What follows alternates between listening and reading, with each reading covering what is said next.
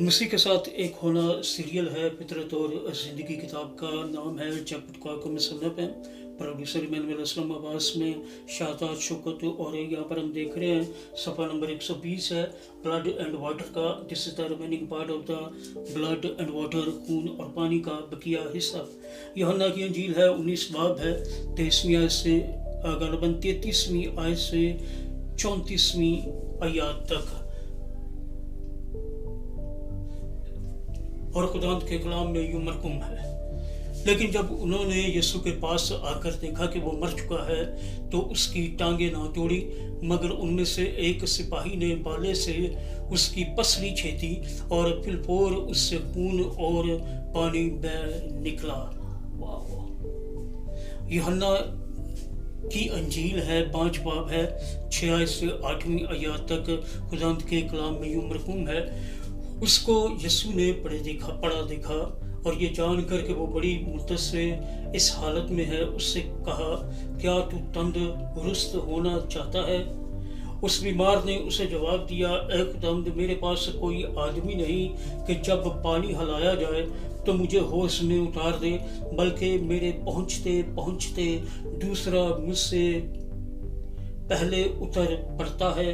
यीशु ने उससे कहा, उठ और अपनी चारपाई उठा कर चल फिर। दोहरा रहा, यीशु ने उससे कहा, उठ अपनी चारपाई उठाकर चल फिर।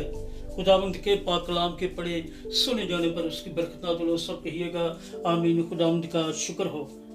वाह। यीशु ने बैरूनी हिस्सा की चीज़ों का मुकम्मल तौर पर पूरा किया। वो पानी और खून से आया और उसका खून हमारा कफारा है।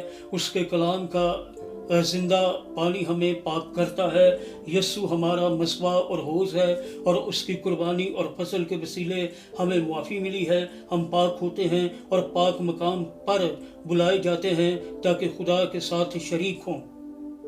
वाह, वंडरफुल। आगे है खुलासा समरी। मक़दस खुदा के साथ हमारे रिश्ते की तस्वीर है।